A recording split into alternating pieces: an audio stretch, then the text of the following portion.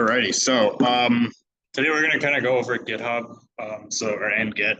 So we've done a workshop before in the summer for Git and GitHub, but I think I did a pretty bad job in explaining it. So we're going to take it a little more slowly, and yeah, we're going to kind of go over why it's important, better ways of using it. So last time we did a lot of the stuff with the command line, and not everyone's really confident in the command line. So we're going to be using GitHub Desktop, which is like a really easy way to kind of do to interact with Git like really easily. And yeah, we don't have to deal with any of those SSH keys that we had to last time. So this will be a little easier. But yeah, so it's going to be like essentially Git is like version control. Version control is kind of a way to manage your code in versions. So the goal of today is to just learn the basics of version control. Using Git and GitHub and how it's used in software development every day. So I guess, yeah, what is version control? I don't want to read too much of these slides, but they're kind of important. Yeah, pretty much it just keeps version control in itself just keeps track of code changes over time. It allows for other people to work on the same project, so like collaboration, and it protects against data loss and accidental overwrites. That might happen, when you're using like a directory and you're just sharing that like zip file amongst your friends when you're working on a project. You might accidentally overwrite some stuff and lose data doing that. And we'll kind of go over some of the benefits as well. Some key terms, repository, that's pretty much just where your project is located. A commit is just a change in your code or in your files. And a branch is essentially like a version of the code.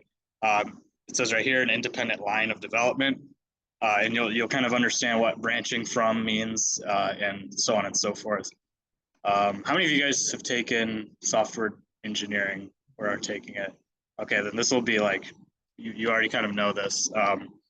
Yeah, so the alternative is that like, this is what everyone says, right? Why can't I just directly edit my own files and share them to whoever? Like I said, like with a zip file or whatever. There's many issues with this. There's no way to like track the changes themselves. So like if someone changes something, there's no way to like blame the other person, or yeah, there's just no accountability really. Yeah, you can't identify who makes each change, and there's no way to review each change individually. And we'll kind of go over what like a review is when you kind of put together a bunch of changes into a pull request. So what is Git? Git is a distributed version control system. That's just essentially a fancy word for, or fancy phrase for just describing. Git will have like an offline version of your code stored on your disk, and you can replicate and interact with the remote, which is essentially like on the internet. So it's called distributed because it's essentially decentralized. So your changes are going to be on your disk. So you don't have to like worry in case like something goes down. You just won't be able to like interact with your remote system or like remote changes. Remote changes are essentially what GitHub is. So GitHub is essentially a hosting platform for Git repositories, and it facilitates collaboration with features like pull requests and issues. A pull request, some of you guys already know this. A pull request is just like a clump of changes that are all somewhat semantically, I guess, they're just related to each other, and you try to push it back to main or whatever. And you have to do that in a request so that everyone can kind of see the group of changes that you're proposing. GitHub is just a service. It's not really related to, or it is related to Git, but there's many other versions of GitHub or like different services. Like I use, for like my own purposes, I use, what's it called? Git, which is essentially like, it's the same thing of GitHub, but it's like a easier version, or it's not easier, but I just self-host it. So I have like a ton of my personal stuff. I guess like, let me show like a better example. Oh, it's private. Okay, I'm not gonna log into it, but yeah, essentially like I use it for myself. Even though there's no one else, I could just be using direct file or direct disks, or yeah, direct changes in my like disk, but I like to have all of my changes tracked for like all my internal stuff. So yeah, there's other services like Git. In fact, if you go to like git.wayne.edu, Wayne actually has their own. Is it called Git? It might be Git. I'm actually kind of curious. Let's see here. I wonder if it's Git.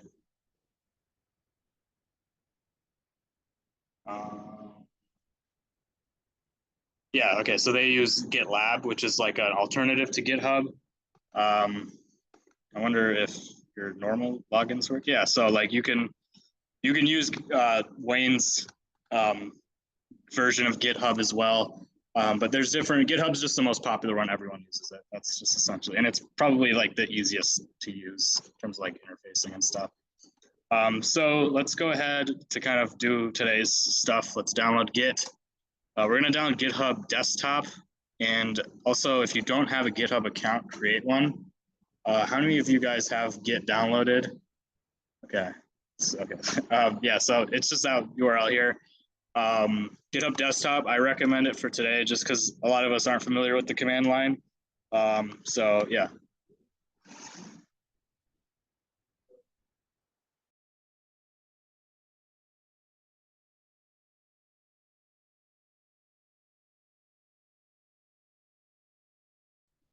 Yeah, command line gets like really tricky. I don't got github.com. You just search up GitHub Desktop and download that. So I didn't realize this was a chunky download, and I don't know how long that's going to take, but okay, well, while that downloads, I'm just going to move on. Any questions? There's only 3 of us here, so you guys can interrupt as much as you want. Yeah.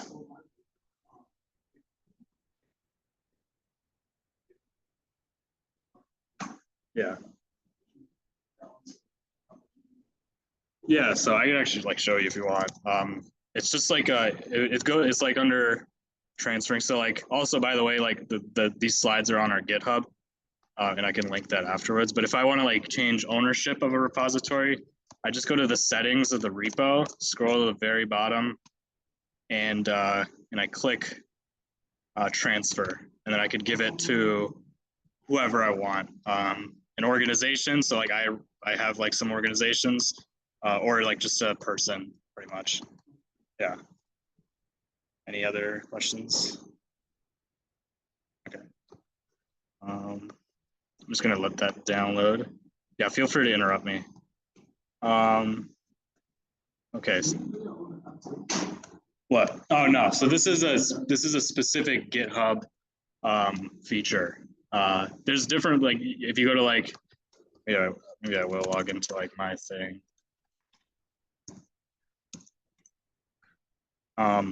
Other services, it's usually, I feel like every like SaaS, or I mean every like Git service, so like Git is a service here. They all use, like they all kind of copy off of GitHub. That's why like GitHub's kind of the best one, because everyone copies them. But like if I want to go to like this repo here, and I want to, it looks really similar to GitHub. It's almost like a one-to-one here. So if I want to like change the ownership of it, I can go to settings, and I could probably find it. It's probably like at the bottom, just like GitHub. And yeah, transfer ownership. Everyone kind of copies off of GitHub. Yeah. Any other thoughts? Let's see if my thing is downloaded. So what GitHub Desktop is essentially, you're going to see a lot of commands in these slides. If you're more familiar with the command line, by all means, more power to you. But I know like it can get kind of tricky with directories. So we're just going to use GitHub Desktop. It kind of compiles all these commands into like a user interface, so you don't have to like ever deal with like a console. So I'm going to let that run.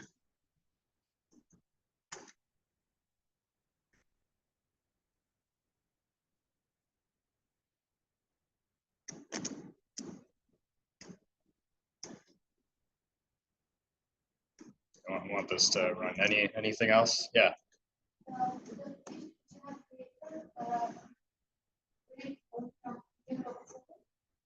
Which page?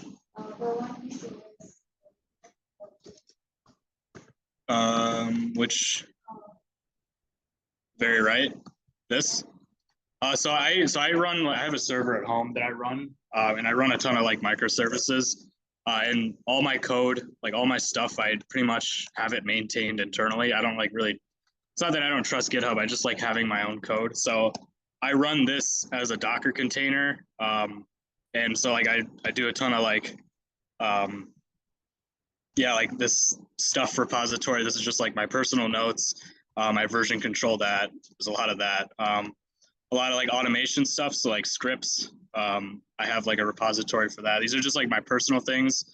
And I run this at home on my server pretty much in a Docker container. Yeah, it's I'm kind of a nerd about this stuff, so like I self-host a lot of my own stuff. But if you're interested in like using like other services, like you can actually host GitLab. GitLab's like the most popular one besides GitHub. Self-host. But typically, like GitHub's completely free. But you know, there's like GitHub, you can't actually self-host. It's a license thing. It's also owned by Microsoft. But GitLab is probably the next best one, and you can actually self-host it on any platform. Yeah, there's Kubernetes, which is just like a container service. But yeah, like I run Git, which is like a little more lightweight, but it's the same thing. And I'm pretty sure it's there's like a Docker container somewhere out there. And it's just like, it's just one command you spin up. So like the Docker compose file, if you're not familiar with Docker, just ignore what I'm saying. But like essentially you just have this file, you run a command and it'll spin it up instantly to port 3000. So that's why I was going to like my server name and then 3003. I just changed it to that. But anyways, yeah, that's just like that's my personal kind of thing. I was just showing this. I'm just showing my thing, not to show off or anything, just to show that like there's other services out there. A lot of different companies use different services. And yeah, GitHub is not like like everyone uses GitHub, but like there's other companies that don't. In fact, like GitHub Git is like completely decentralized. I know a lot of people, especially like big tech like Amazon, they have like a mono repo. So they have one code base, essentially just one repository with all their code. And so when you want to make changes to the code, it's like you make changes in like a package, and it pretty much reflects around the entire code base. It makes it really easy to traverse around like your code base. So you see that's really popular with Amazon. Amazon does that standardized. Was the other one? Yeah, Google's Piper. That's like really popular. I hear like there's like Google engineers who like love that stuff so much, and when they leave Google, they're really sad that they have to let go of Piper. So I don't know if that's true or not, but I hear a lot of rumors about a development tool. So yeah, that answered your question. Okay, yeah, so I'm gonna sign into GitHub, or at least sign into GitHub Desktop with my GitHub account. I'm just gonna authorize everything. Obviously, you should not do that, but for the sake of today, I'm just gonna.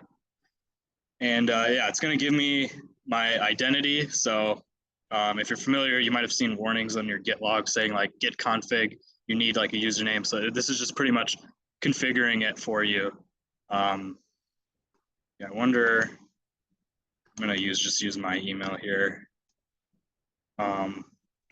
Yeah, so you can kind of see that it's already kind of showing like the stuff that this is not recent. These are very old repositories, but you can kind of see like this is how we get started, or this is like the homepage.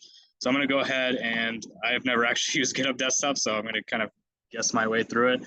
I'm going to go ahead and create a new repository here. I'm going to call it Git demo. This is a demo for GitHub and Git. And so this local path is kind of important. This is kind of where your folder or your directory is going to be.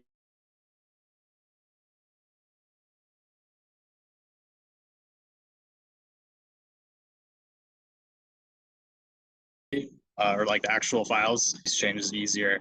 I want stuff into it. And I'm just going to create repository. So now I have a local repository. I don't want to get too far ahead. I want to kind of stay structured here. So essentially what that did is just run git init in that folder. The name of the folder would be whatever I put in that field, git-demo. That's essentially what we just did through GitHub Desktop. If you go to wherever it created that repository, so I did it on my desktop.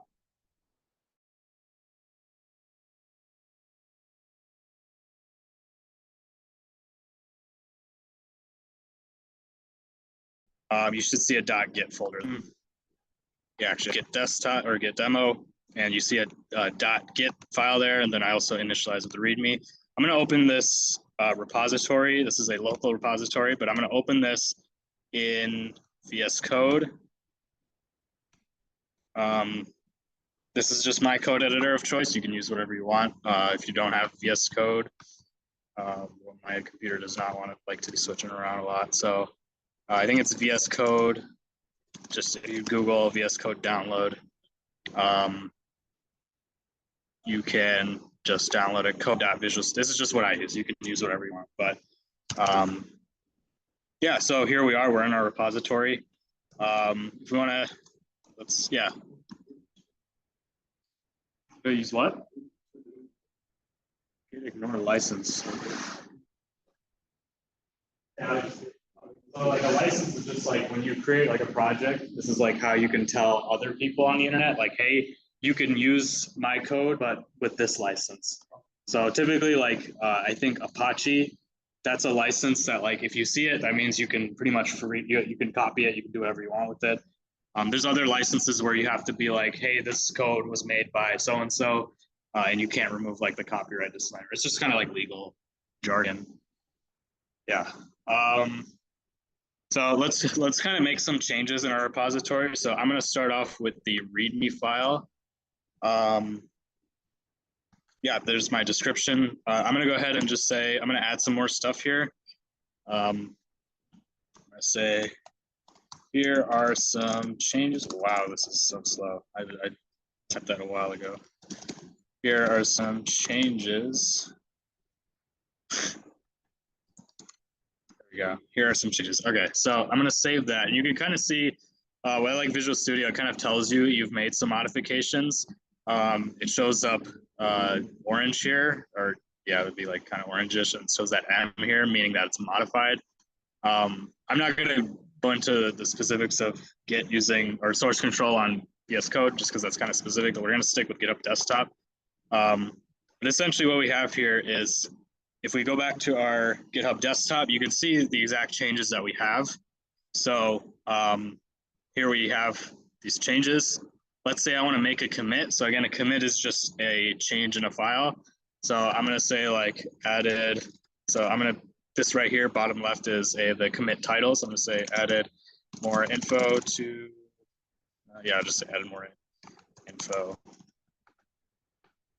So, and then typically you can just leave that blank, but I'm going to commit to main. Now, typically you don't want to commit to main when you're working on like a project. Main is like your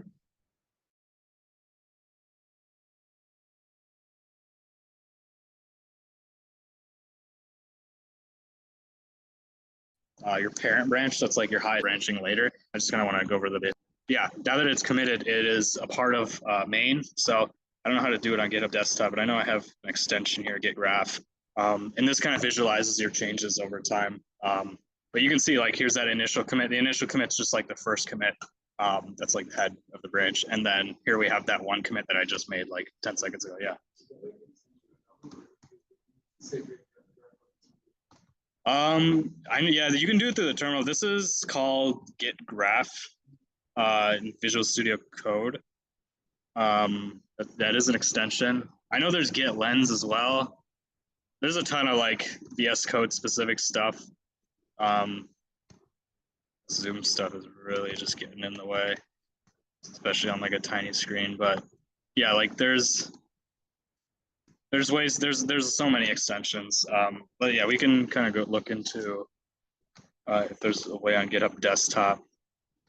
Again, I haven't used it, but you can see history here and see the individual commits here. So you can see that there was 4 lines added, 1 removed. And that's kind of it. Any questions about this? Just kind of going through the basics here. Yeah, so essentially what we just did is git status just checks like the current status of your branch, or I guess your repo. Git add will stage the changes you have. So again, this is just command line stuff. So essentially, this is all what GitHub Desktop did for us. This git commit -m message. Essentially, our message was that added more info. Again, just all done through Git. So it's nice, I guess. Yeah, so we kind of already did a commit. So whenever you commit something, you have to stage it. That's essentially just getting the changes ready, and then you can commit it. The commit saves your work at that point in time, or at least whatever you stage. So here's kind of like a visualization. You don't need to know about like rebasing, but like essentially each of these dots represent a change. There's a unique hash here, like this AA, 0A. This is just like if you take all the changes and you throw them into a hash function, this is what it spits out. This is used as a unique identifier for each of the changes. That's why whenever you do like whenever you like revert a commit, if you've ever made like a terrible mistake, you need to go back. You might have to like refer to the specific commit using its unique hash. But that's not really too important. So branching, why do we branch? What is branching? So branching allows for experimentation without affecting the main code. And it pretty much lets you take like a snapshot of your current code and making changes as an offshoot of it. It's common to create branches for new features or bugs. And yeah, it creates an isolated work environment. So let's go ahead and figure out how to create a branch off of here. So I'm assuming we click this down arrow. Yeah, we can click new branch. I'm going to call this branch feature 1. And it's going to be checking out from main. So what that means is it's just going to take that, it's just going to take all the current changes from main and branch it off from there. And so now we're in feature 1. If I go back to Visual Studio, this would update to feature 1 as well. And so now I'm in a completely different branch. I can make some new changes here. I'm going to say like this to do for feature 1, create code base, whatever. Then I'll add like test.py here, and I'll say like print feature 1. This is just a Python file. This is just going to print 1. And let's go ahead and commit those. We should be able to see if I click back on changes here. We have 2 changes changes to stage. So again, when we click these things, these are the things that are going to be committed. So that's what's staged. Here's the summary. So this is git commit -m. Started feature 1. And that here. Okay, and I'm going to go ahead and commit. Okay, now that's committed. And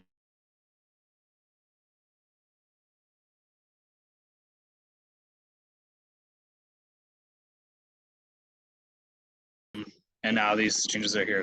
So if I want to go back to main and I need a less experimental version of it, a more stable version of it, I can go back to main. It's going to check out main, and once that's done, all that stuff is gone. This test.py file isn't here anymore because it is, it's not a part of this branch. So you can actually see, like, if you're kind of confused how this works, it's all stored in this .git file, all your changes, so it can easily be recreated. And the way they do it is like through like objects and stuff. I don't really know like the basics, but it's essentially all your changes are hashed, and they can be reconstructed whenever you check out a branch. So it's all stored in that Git, that .git folder.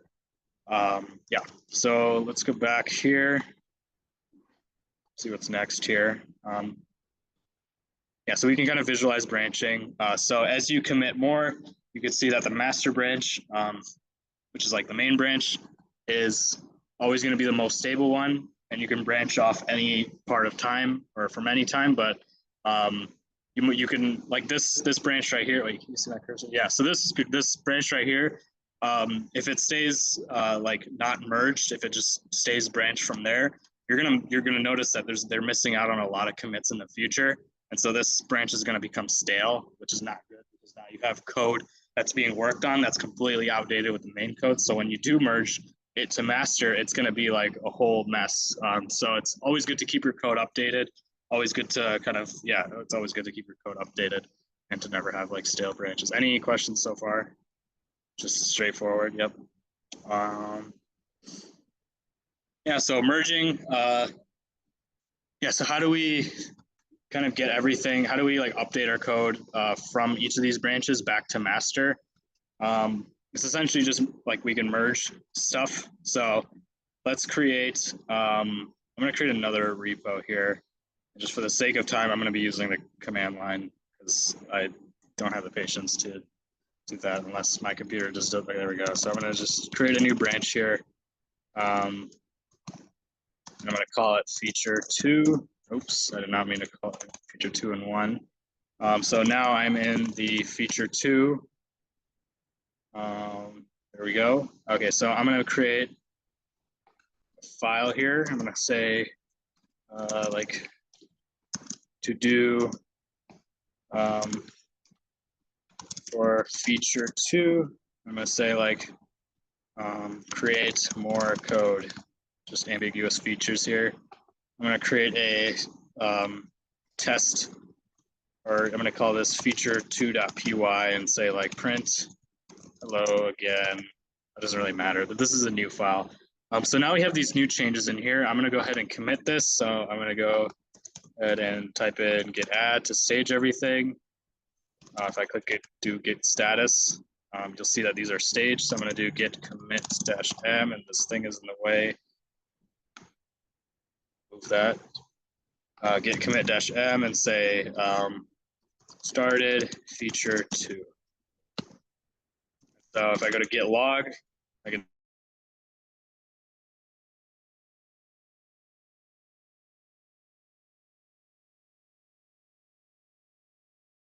see that I started feature 2.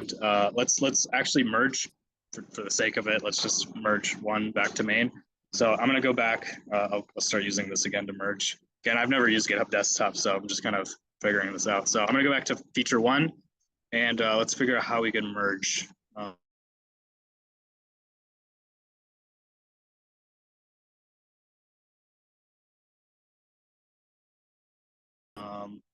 Move this back now. Yeah, so we haven't actually pushed anything to a public repository. You can actually like use GitHub or Git completely offline. So right now, all my changes are stored in that .git folder. We can push everything. Yeah, let's actually do that. I'm going to publish this to GitHub. I'll keep this private, and since this is linked to my GitHub account, I'm just going to keep it to my account, and I can publish it. It's really nice because you don't have to go to github.com and do it. So I'm going to go ahead and push everything to github.com/my username .zip/git dash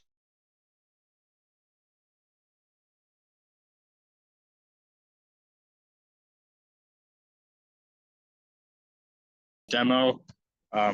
This laptop is very slow. Okay. /my username. Yeah, and then I can click on repositories, and you should be able to see, there it is, Git demo. This is demo for GitHub and Git. This is private, but you can kind of see my changes here. You can see that I've pushed feature 1. Feature 2 isn't pushed here. I don't think I don't know why that didn't happen, but we can see when we figure that out. But yeah, it's gonna still publishing apparently. But there it is, feature 1 and feature 2. I assume, oh, so we pushed it actually, I think, from feature 1. So feature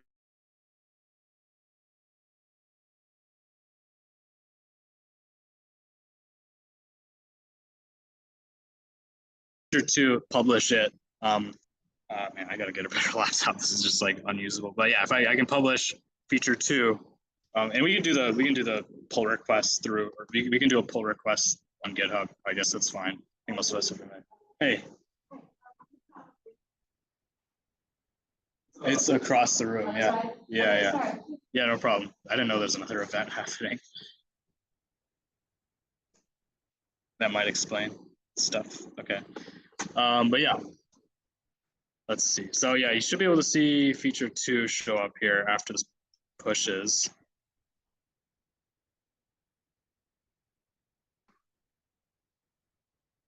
Okay, there it is. There's both features. So I'm going to go ahead and first just merge feature 1. So you can do this locally through GitHub Desktop or through just locally on Git, and then push all the unconflicted stuff up to the remote, which is GitHub. Or you can just do it directly through here. That's kind of one of the nice things about GitHub. You can kind of do this all here. It's easier to visualize too sometimes. So I'm going to go ahead and just say feature 1 PR. And you're supposed to say a lot of things. It's good practice to kind of describe your changes, but just for the sake of this, I'm just going to leave it. And there shouldn't be any conflicts because this is like our first pull request. So I'm going to go ahead and merge that.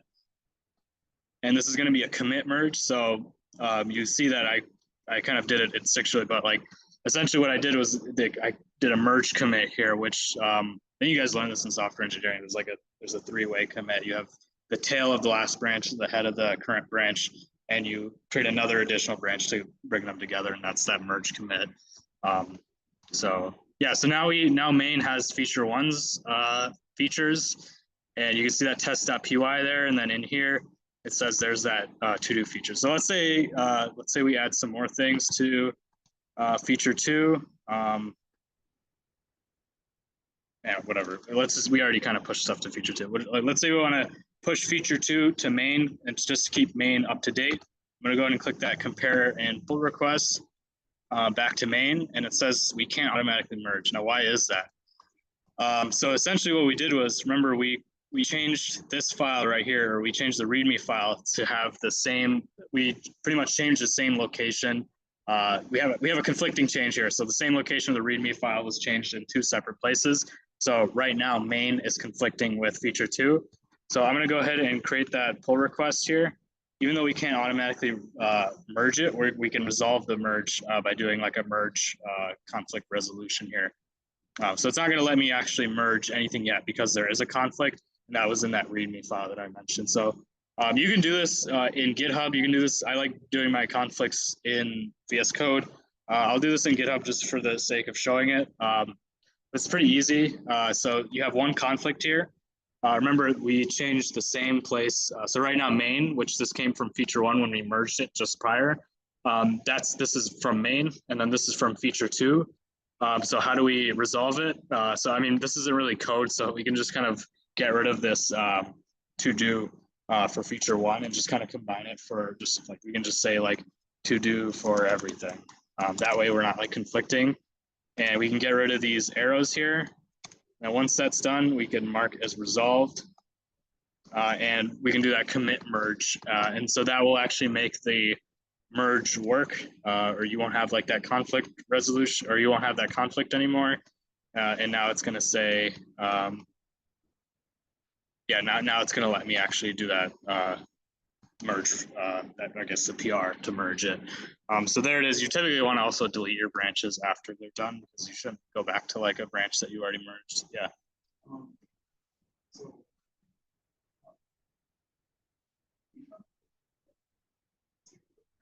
Yeah, so I can show you that way as well. There's so many different ways of doing it.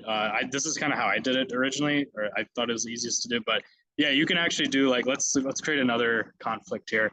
So I'm going to go back to main here. I'll use GitHub Desktop just to be concise here. Yeah, so main, I'm going to go ahead and fetch origin, which is just going to go to github.com and get all my changes and bring it back locally, because we did do those merge commits on GitHub. So those changes are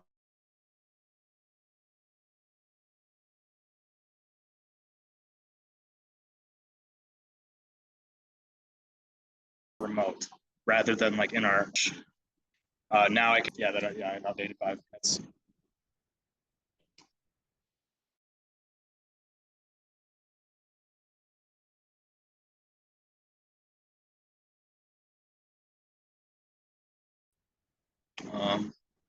Let me see the slides here, kind of going off script, but essentially, yeah, merge resolutions are like one of the biggest things. Let's see here. So merging. here's an example for that repository or that workshop, where our workshop code is. This is kind of like a Git log for that. So you can see that like we can pretend like these individual branches are by people, but these are just all me. So this pink branch was when I was working on the Firebase workshop that we did last year. And so I had a branch for just code for that. Oh wait, I actually think that the green one is for that. And then I was doing some more stuff. I was doing the DOM workshop in pink, but you can see that I was kind of doing two different things at the same time. And so I'd like to have two different versions of the code while I'm working. You kind of see there's some stuff that I do here, like main becomes outdated, but I want pink to stay updated. So I do a merge commit just to keep my pink branch not stale, which is good to do. And you typically have to do that anyways, like when you're merging back to main. But sometimes you need sometimes you have changes that are like dependent on each other. So that's probably what that was. I'm just guessing. But that's kind of an example. Yeah, this is how you connect to a GitHub repository. This is kind of that stuff that we just did on GitHub. It'd be git remote add origin. So this would be like the URL would be, for me at least, would be like github.com/.zip/git-demo/ yeah, no, it would just be that. That would be the origin, and then you can push to main. So I'm gonna create. We're gonna do another resolution in here. So I'm gonna create a new branch. Do git checkout. Oops, I can't see anything. I'll just do it through here. I'm gonna create a new branch from main. Call this feature 3. Yeah, I mean, typically you call your features, at least like at work, we call them by their ticket names. So this is not even that like unrealistic, but here we have feature 3. You can verify that by saying it there. So I'm gonna go ahead and update to test.py. I'm gonna put this in a function, let's say like def main, say like print welcome to program, and yeah, we'll change this to 3, and that's going to be the changes for this thing. I'm going to go ahead and commit that here. Started feature 3. Just going to wait for that to load. There we go. There's the changes for test.py. Commit that. Or yeah, I should be using GitHub Desktop. Sorry. Yeah, it's all the same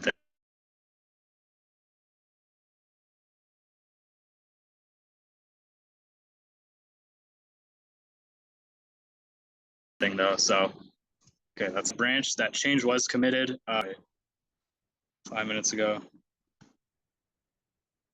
It's in here. It's just not showing up. It is a little slow because I just used this one to commit it, but that commit is there. You can trust me. Should be right here. There it is. Started feature 3. Okay, so that was pushed up. Now let's. Yeah, we can create a conflict. So I'm going to do git checkout feature 1. Okay, and then I'm going to just do some more changes here, like print. Right now I'm just going to create another conflict. So just say feature 1 again. Now git add. I'll do git commit. Oh, this is so annoying. Git commit -m tests. Yeah, I'm getting lazy with the names here. I'm going to push this up.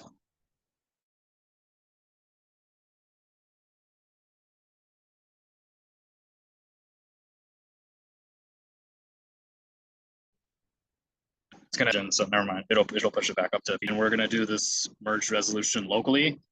Yeah.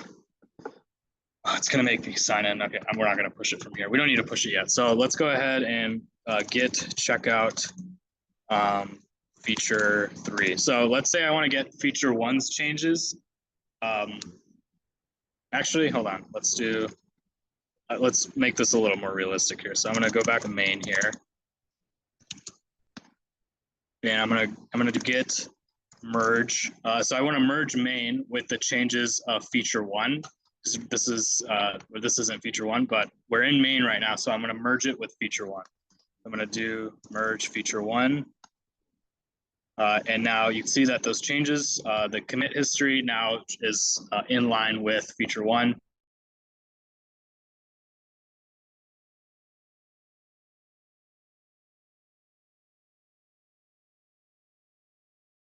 And main is now up to two mains. So I'm going to do git merge feature three. Typically, you actually want to merge from your feature branch to main. So let's actually do that. I'm going to git checkout feature three, and then do git check, or sorry, now I can do git merge. It's just really slow. Come on, let's give it. There we go. Okay. Git merge main. So again, main is one commit behind, or two commits behind.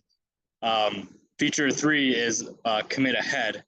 Because that was that one commit that we had for this started feature three here. So I'm going to go ahead and click merge main, and we should get a merge conflict. And you might see like it shows up a little different. It's essentially the same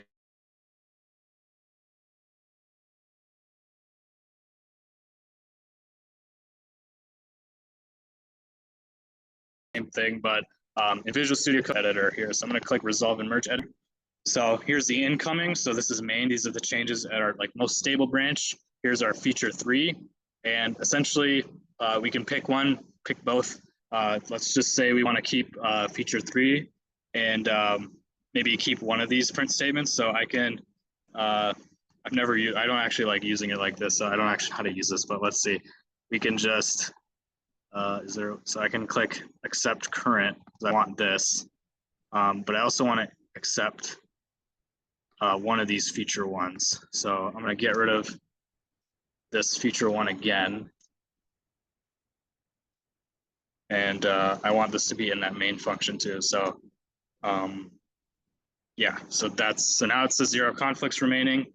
We were able to kind of merge or figure that out here. And you can see in my local commit history, I feel like there's probably a way to do that on GitHub desktop as well. For merge conflicts, but I just did it through VS Code.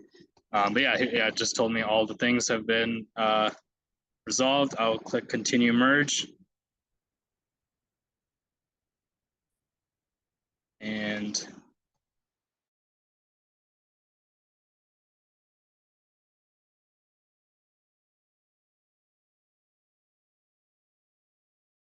yeah, now I can push everything feature three, that conflict resolution here. There's not too much left. Any questions? Pretty basic stuff. Okay. Collaboration on GitHub. So you might be asking, like, this is just stuff I've done by myself, but just assume every time I worked on a feature, this could be like anybody else. And if you've done like software engineering, you know that better than anybody, how important it is to properly branch. Yeah, so there's other ways of collaborating, forking. So essentially what forking is essentially when you have like popular projects, like open source projects, like on the internet, typically there's a maintainer. There's like a couple of maintainers on each of those projects. And so we don't want to, like, those maintainers don't want to give everyone write permissions to the repository. So what people will do is they'll fork it. Essentially what forking does is it copies like the entire open source project's code onto your account. And you can make changes from your account and then propose like a pull request from your changes from your account into the original like open source project's code. And then those can be, those can essentially be like pushed in directly based on if like the maintainer says, hey, those changes are good, or no, these changes are terrible. Yeah, that's essentially what forking is. It's just kind of like a way for people who aren't like trusted to be able to like contribute to open source projects without like needing to be a maintainer of the repository. Yeah, forking, it's literally just one button, at least on GitHub. You would just click here and then there's a fork button here. So 3 people have forked our workshop thing. I don't think they've ever, wish I could see like, oh yeah, I mean, if you click fork, then you can create it onto your account. And it'll be essentially just be a separate repository, but it'll be like copied at that point in time for whatever's in this. Yeah, you can open pull requests, suggest changes. Resolving merge conflicts, we kind of just did that. When you have two branches that have conflicting changes, how do you solve that? We did it with the command line, we did it through GitHub, but essentially there has to be some reconciliation. Otherwise, you're just going to have conflicts everywhere and you're never going to be able to update your code. It's like super important. Key takeaways: Git helps track changes in your code. I hope you can kind of visualize that. It's hard to visualize, but you have each individual, like at least in those graphs, like each node is a commit, and then each like line would be like your branch. It allows collaboration and version control, and you should always commit often so you don't lose your changes, and it's also easier to track your changes individually. If you do like massive commits, like with a ton of code changes, when you do like git blame, which is essentially just seeing who did that last change, sometimes it can be like really hard when you have like a chunky commit to track like what broke what. So it's always good to commit like individual things one at a time. Yeah, thank you for attending. That's pretty much all I had. Any questions, comments, concerns? Cool. All right. I'm going to stop the recording here.